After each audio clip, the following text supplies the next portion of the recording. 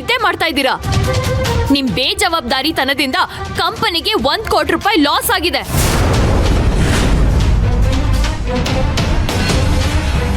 Madam, ಈ ಫೈಲ್ನ ನಾನು ಮಾಡಿದ್ದಲ್ಲ, ಇದು ನಾನು ಮಾಡಿದ್ದು. ಇದೇ ನಿಮ್ಗೆ ಲಾಸ್ಟ್ ವಾರ್ನಿಂಗ್. ಇನ್ನೊಂದ್ಸಲ ಈ ರೀತಿ ಏನಾದ್ರೂ ಆದ್ರೆ ಈ ಕಾವೇರಿ ಇನ್ನೊಂದು ಮುಖನ ನೀವು ನೋಡ್ಬೇಕಾಗತ್ತೆ. ಆ ತಪ್ಪನ್ನು ಮಾಡಿದ್ದು ರಾಮ್ ಮನೆಯವರು ಅಂತ ಎಲ್ರಿಗೂ ಗೊತ್ತಿದ್ರು ಕೂಡ ಕಾವೇರಿ ನನ್ನನ್ನೇ ಬೈದು ಎಲ್ರ ಮುಂದೆ ಅವಮಾನ ಮಾಡಿದ್ಲು. ಅಕ್ಕನ ಸಂಸಾರದ ಮೇಲೆ ಕಾಳಜಿ ಇದ್ದಿದ್ರೆ, ಬಾವನ ಮೇಲೆ ಗೌರವ ಇದ್ದಿದ್ರೆ ಈ ರೀತಿ ಮಾಡ್ತಾ ಇದ್ಲಾ? ಅವಳು ಪ್ರಪಂಚದ ಮುಂದೆ ಒಳ್ಳೊಳಗೆ ಹೊರಟಿದ್ದಾಳೆ, ಸಂಬಂಧಗಳ ಜೊತೆ ಅಲ್ಲ. ಅವಳ ಪ್ರಕಾರ ಯಾರು ಕೆಟ್ಟವರಾದ್ರೂ ಪರವಾಗಿಲ್ಲ, ಅವಳು ಮಾತ್ರ ಮಹಾರಾಣಿ ಅನ್ನೋ ಅಭಿಪ್ರಾಯ ಬರಬೇಕು. ಅವಳು ಯಾಕೆ ಈ ರೀತಿ ನಡ್ಕೋತಿದ್ದಾಳೆ ಗೊತ್ತಾ? ಅವತ್ತು ಅವಳು ಹೇಳಿದ ಮಾತನ್ನ ನೀನು ನಂಬಲಿಲ್ಲ ಅಂತ ಆಫೀಸಲ್ಲಿ ನನ್ನ ಹತ್ರ ಈ ರೀತಿ ನಡ್ಕೋತಾ ಇದ್ದಾಳೆ. ಇದನ್ನೆಲ್ಲ ನೋಡ್ತಾ ಇದ್ರೆ ಎಲ್ಲಾದ್ರೂ ಹೋಗ್ಬಿಡ್ಬೇಕು ಅಂತ ಅನಿಸ್ತಾ ಇದೆ. ಬದುಕಿರೋದಕ್ಕಿಂತ ಸಾಯೋದೇ ಮೇಲು. ಆದಿ,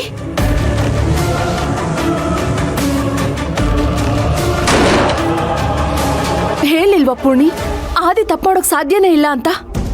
ಆದಿ ಹೇಳ್ತಾ ಇರೋದನ್ನೆಲ್ಲ ನೋಡಿದ್ರೆ ಕಾವೇರಿನ ಯಾವ್ದೋ ವಿಚಾರ ತಪ್ಪಾಗಿ ತಿಳ್ಕೊಂಡು ಅದನ್ನ ಎಲ್ರ ಮುಂದೆ ಎಲ್ರು ಒಪ್ಕೊಳ್ಳೋ ಹಾಗೆ ಮಾಡೋಕ್ ಹೊರಟಿದ್ದಾಳೆ ಅಂತ ಅನ್ಸ್ತಿದೆ. ಅನ್ನ ಬೆಂದಿದ್ಯೋ ಇಲ್ವಂತ ನೋಡಕ್ಕೆ ಒಂದಾಗ್ಲೇನ ಮುಟ್ ನೋಡಿದ್ರೆ ಸಾಕಮ್ಮ. ಹಾಗೆ ನಿನ್ ಗಂಡನ ಬಗ್ಗೆ ನಾನ್ ನಿನ್ನ ಹತ್ರನೇ ಹೇಳ್ಬೇಕಾ? ಯೋಚನೆ ಮಾಡಿ ನೋಡಮ್ಮ.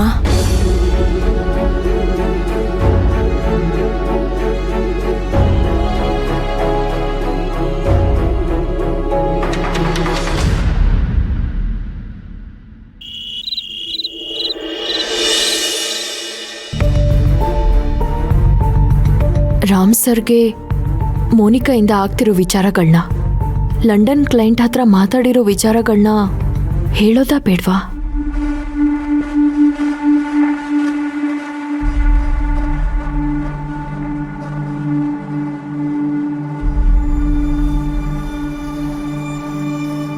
ಕಾವೇರಿ, ಏನ್ ಯೋಚನೆ ಮಾಡ್ತಿದ್ಯಾ? ಏನೂ ಇಲ್ಲ ಸರ್. ಆ ಎಕ್ಸ್ಟ್ರಾ ಪೇಮೆಂಟ್ ಆಗಿರೋ ವಿಚಾರ ಯೋಚನೆ ಮಾಡ್ತಿದ್ಯಾ? ಅದು ನಮ್ಮ ಮನೆಯವ್ರ ಪ್ಲಾನ್ ಅಂತ ನಾನು ಹೇಳಿದ್ನಲ್ಲ ಕಾವೇರಿ. ಅದು ನಿನಗೂ ಗೊತ್ತು, ನನಗೂ ಗೊತ್ತು.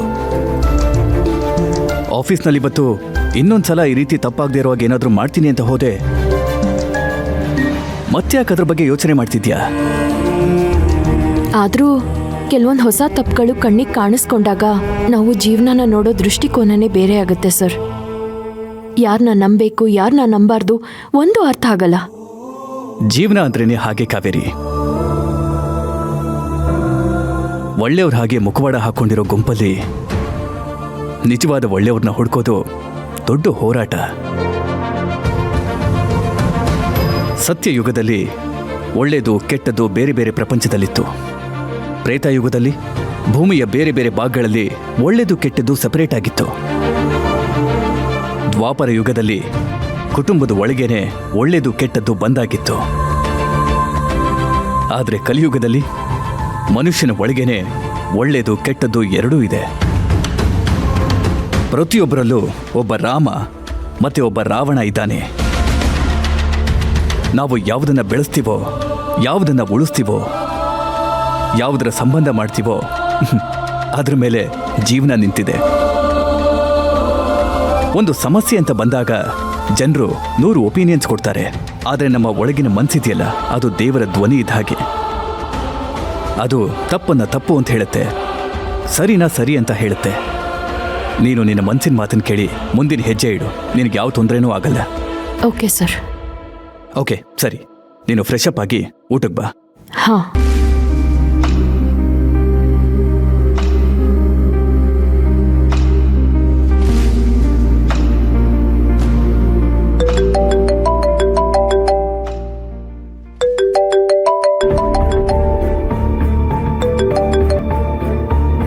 ಹಲೋ, ಹೇಳಿ ಆರೋಹಿ, ಏನಾಯ್ತು? ನನ್ನಿಂದ ಎಷ್ಟು ಸಾಧ್ಯನೋ ಅಷ್ಟು ನಾನು ಮಾತಾಡಿ ಕನ್ವಿನ್ಸ್ ಮಾಡೋದಕ್ಕೆ ಟ್ರೈ ಮಾಡಿದೆ. ಏನಾಯ್ತು? ಒಪ್ಕೊಂಡ್ರ ಇಲ್ವಾ? ಒಪ್ಕೊಂಡಿಲ್ಲ ಅಂತ ಇಲ್ಲ, ಒಂದು ಕಂಡೀಷನ್ ಮೇಲೆ ಒಪ್ಕೊಂಡ್ರು. ಒಂದ್ ಕಂಡೀಷನಾ? ಏನ ಕಂಡೀಷನು? ನಾವೀಗಾಗಲೇ ತುಂಬಾ ದೇಶಗಳಿಂದ ಕಾಫಿ ಬೀನ್ಸ್ ಆ್ಯಂಡ್ ಪೌಡರ್ನ ಬೈ ಮಾಡ್ತಾ ಇದ್ದೀವಿ. ಹಾಗೆ ನಮ್ಗಿನ್ನ ಸಪ್ಲೈ ಬೇಕಾಗಿರೋದ್ರಿಂದ ನಿಮ್ಗೊಂದು ಚಾನ್ಸ್ ಕೊಡ್ತಿದ್ದಾರೆ. ಬಟ್ ನಿಮ್ಮ ಕಂಪ್ನಿ ಬ್ಲಾಕ್ ಲಿಸ್ಟಲ್ಲಿ ಇರೋದ್ರಿಂದ ಸೇಮ್ ಕಂಪ್ನಿ ಹೆಸರಲ್ಲಿ ಬಿಸ್ನೆಸ್ ಮಾಡೋಕ್ಕಾಗಲ್ಲ. ಬೇರೆ ಕಂಪ್ನಿ ಹೆಸರಲ್ಲಿ ನೀವು ಬಿಸ್ನೆಸ್ ಮಾಡ್ಬೋದು. ಮೊದಲು ಒಂದು ಸಣ್ಣ ಪ್ರಮಾಣದಲ್ಲಿ ಬಿಸ್ನೆಸ್ನ ಶುರು ಮಾಡಿ. ನಂಬಿಕೆನ ಉಳಿಸ್ಕೊಂಡ್ರೆ ಮೊದಲು ಎಷ್ಟು ಬಿಸ್ನೆಸ್ ಆಗ್ತಾ ಇತ್ತೋ ಅಷ್ಟು ಬಿಸ್ನೆಸ್ ನಿಮ್ದಾಗತ್ತೆ. ಇದೇ ಆ ಕಂಡೀಷನ್. ಅಷ್ಟೇ ತಾನೇ? ಖಂಡಿತವಾಗ್ಲೂ ಬೇರೆ ಕಂಪ್ನಿ ಹೆಸರಲ್ಲೇ ಬಿಸ್ನೆಸ್ ಮಾಡ್ತೀವಿ. ನಿಮ್ಗೆ ಯಾವ ತೊಂದರೆನೂ ಆಗದೆ ಇರೋ ಥರ ನಾವು ಸಪ್ಲೈ ಮಾಡಿ ಮತ್ತೆ ನಿಮ್ಮ ನಂಬಿಕೆ ವಿಶ್ವಾಸನ ಗಳಿಸ್ಕೋತೀವಿ. ಓಕೆ, ಹಾಗಾದ್ರೆ ನಮ್ಮ ಕಂಪ್ನಿ ಮೇಲ್ಗೆ ನಿಮ್ಮ ಹೊಸ ಕಂಪನಿ ಹೆಸರಿಂದ ಪ್ರಪೋಸಲ್ನ ಮೇಲ್ ಮಾಡಿ. ಓ, ಖಂಡಿತ ಮಾಡ್ತೀನಿ. ಹಾಗೆ ನಿಮ್ಮಿಂದ ಇನ್ನೊಂದು ಸಹಾಯ ಆಗಬೇಕಿತ್ತು. ಮಾಡ್ತೀರಾ? ಇನ್ನೊಂದು ಸಹಾಯನಾ? ಏನು? ಏನೂ ಇಲ್ಲ. ಅದು ರಾಮ್ ಸರ್ ಅವ್ರ ಕಂಪನಿ ಕೆಲಸಗಳನ್ನ ಅವ್ರ 3 ಮಕ್ಕಳಿಗೆ ಸೆಕ್ಟರ್ ವೈಸ್ ಡಿವೈಡ್ ಮಾಡಿದ್ದಾರೆ. ಬಿಸ್ನೆಸ್ ಡೆವಲಪ್ಮೆಂಟ್ ಸೆಕ್ಟರ್ನ ಅವ್ರ ಕೊನೆ ಮಗ ಪ್ರೀತಮ್ ನೋಡ್ಕೋತಾ ಇದ್ದಾರೆ. So if you don't mind, ನೀವು ಅವ್ರಿಗೆ ಕಾಲ್ ಮಾಡಿ ಈ ಪ್ರಪೋಸಲ್ನ ಇಡ್ಬೋದಾ? ಹಾಗೆ ನಾನು ಕಾಲ್ ಮಾಡಿದ ವಿಚಾರ ಅವ್ರಿಗೆ ಹೇಳೋದು ಬೇಡ. ನಾನು ಯಾಕೆ ಆ ರೀತಿ ಮಾಡಬೇಕು? ದಯವಿಟ್ಟು ತಪ್ಪು ತಿಳ್ಕೊಬೇಡಿ. ರಾಮ್ ಸರ್ಗೆ ಹುಷಾರಿಲ್ಲದೆ ಅಡ್ಮಿಟ್ ಆದಾಗ ಅವ್ರ ಕಡೆ ಜಾಸ್ತಿ ಗಮನ ಕೊಟ್ಟು ಕಂಪನಿ ಸೈಡ್ ನೋಡ್ಕೊಳಕ್ಕಾಗದೆ ತುಂಬ ದೊಡ್ಡ ಲಾಸ್ ಆಗೋಯ್ತು. ಅದು ರಾಮ್ ಸರ್ಗೆ ಹುಷಾರಾಗಿ ಬಂದ್ಮೇಲೆ ಗೊತ್ತಾಗಿ ಅವ್ರನ್ನ ತುಂಬ ಬೈದು ನನ್ನನ್ನು CEO ಮಾಡಿದ್ರು. ಅದಕ್ಕೆ ಆಗ ಮಕ್ಕಳಿಗೆಲ್ಲ ಒಂಥರ ಆಯಿತು. ಓ, ಓಕೆ. ಈಗ ನಾನು ನಿಮಗೆ ಕಾಲ್ ಮಾಡಿ ಮಾತಾಡಿ ಪ್ರಪೋಸಲ್ನ ಪ್ರೊಸೀಡ್ ಮಾಡಿ ಅಂತ ಹೇಳಿದ್ರೆ ಅವ್ರಿಗೆ ಅದನ್ನು ಕಂಟಿನ್ಯೂ ಮಾಡೋದಕ್ಕೆ ಮುಜುಗರ ಆಗ್ಬೋದು. ಅದಕ್ಕೆ ನೀವೇ ಕಾಲ್ ಮಾಡಿ ಹಿಂದಿನ ಬಿಸ್ನೆಸ್ನ ಮನಸ್ಸಲ್ಲಿಟ್ಕೊಂಡು ಒಂದು ಚಾನ್ಸ್ ಕೊಡ್ತಾ ಇದ್ದೀವಿ, ಮತ್ತೆ ಹೊಸ ಬ್ರ್ಯಾಂಡ್ ಜೊತೆಗೆ ಹೊಸ ಕಂಪನಿ ನೇಮ್ ಜೊತೆಗೆ ನಮ್ಮ ಜೊತೆ ಬಿಸ್ನೆಸ್ನ ಶುರು ಮಾಡಿ ಅಂತ ನೀವು ಪ್ರೀತಮ್ ಅವ್ರಿಗೆ ಕೇಳಿದ್ರೆ ಅವ್ರು ಖಂಡಿತವಾಗ್ಲೂ ಖುಷಿಯಿಂದ ಒಪ್ಕೋತಾರೆ, ಹುರುಪಿಂದ ಕೆಲಸ ಮಾಡ್ತಾರೆ. ಹಾಗೆ ಪ್ರೀತಮ್ ಅವರು ಲಂಡನ್ನಲ್ಲಿ ಓದಿರೋದ್ರಿಂದ ಐಡಿಯಾಸು ನಿಮ್ಮ ಕಮ್ಯುನಿಕೇಶನ್ ತುಂಬ ಈಸಿ ಆಗುತ್ತೆ. And also as a CEO ನಾನಿರುವಾಗ ಯಾವುದೇ ಥರ ಸಮಸ್ಯೆ ಆಗದೆ ಇರೋ ಹಾಗೆ ನೋಡ್ಕೋತೀನಿ. ಅದಕ್ಕೆ ಪ್ಲೀಸ್ ನನಗೋಸ್ಕರ ಇದೊಂದು ಸಹಾಯ ಮಾಡಿ. Okay. Thank you so much. Preetham ಅವ್ರ ಕಾಂಟ್ಯಾಕ್ಟ್ ನಂಬರ್ನ ಅವ್ರ ಡೀಟೇಲ್ಸ್ನ ನಿಮಗೆ ಕಳಿಸ್ತೀನಿ. ಓಕೆ, ಇವತ್ತು ಕಾಲ್ ಮಾಡೋಕ್ಕಾಗಲ್ಲ, ನಾಳೆ ಟೈಮ್ ನೋಡಿಕೊಂಡು ಕಾಲ್ ಮಾಡ್ತೀನಿ. ಓಕೆ, ಬಾಯ್. ಓಕೆ, ಬಾಯ್. ಅಂತೂ ಆ ಮೋನಿಕಾ ಬಲೆಯಿಂದ ಪ್ರೀತಮ್ನ ದೂರ ಮಾಡಿ ಅವಳ ಬಲೆಯಲ್ಲಿ ಅವಳನ್ನೇ ಸಿಕ್ಕಾಕ್ಸಿ ಅವಳ ಹಿಂದೆ ಯಾರಿದ್ದಾರೆ ಅಂತ ಅವಳ ಬಾಯಿಂದನೇ ಕಕ್ಕಿಸ್ಬೋದು.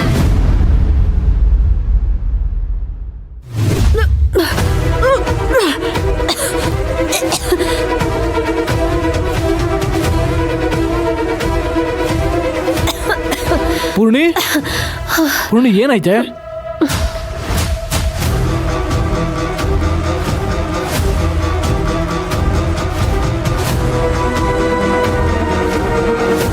ಪೂರ್ಣಿ ಯಾಕೆ ಏನಾಯ್ತು? ಒಂದೇ ಸಲ ವಾಮಿಟ್ ಮಾಡ್ಕೋತಾ ಇದ್ಯಾ? ರಾತ್ರಿ ಅಂತದ್ದು ಏನು ತಿಂದೆ? ಬಾ ಹಾಸ್ಪಿಟ್ಲಿಗೆ ಹೋಗೋಣ. ರೀ, ಹಾಸ್ಪಿಟಲ್ಗೆ ಹೋಗೋ ಅವಶ್ಯಕತೆ ಇಲ್ಲ. ಪೂರ್ಣಿ, ಹಾಗೆಲ್ಲ ನೆಗ್ಲೆಕ್ಟ್ ಮಾಡಬಾರ್ದು.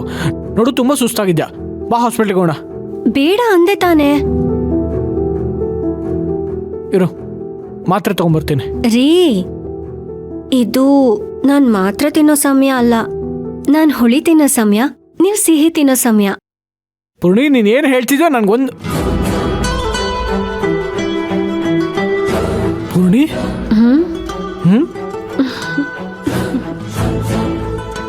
ಪೂರ್ಣಿ, ಅಂದ್ರೆ ನೀನ್ ಅಮ್ಮ ಆಗ್ತಾ ಇದ್ದೆ, ನಾನು ಅಪ್ಪ ಆಗ್ತಾ ಇದ್ದೀನಿ. ಪೂರ್ಣಿ, ಎಂತ ಒಳ್ಳೆ ಸುದ್ದಿ ಹೇಳಿದ್ದೆ ಪೂರ್ಣಿ. ರೀ, ಪೂರ್ಣಿ, ರೀ, ಬಿಡಿ ನನ್ನ. ಅತ್ತೆ, ಅತ್ತೆ, ಅಯ್ಯೋ ರೀ, ಅತ್ತೆ, ರೀ, ಬಿಡಿ ನನ್ನ. ಯಾಕೆ ತರ ಕೂಗಾಡ್ತಿದ್ದೀರಾ? ಏನಾಯ್ತಪ್ಪ? ನೀವ್ ವಿಷಯ ಕೇಳಿದ್ರೆ ನೀವು ಕುಣಿದಾಡ್ಬಿಡ್ತೀರಾ. ಏನ್ ವಿಷಯ? ಅತ್ತೆ, ನೀವು ಅಜ್ಜಿ ಆಗ್ತಾ ಇದ್ದೀರಾ. ಏನು? ನಾನು ಅಜ್ಜಿ ಆಗ್ತಿದ್ದೀನಾ?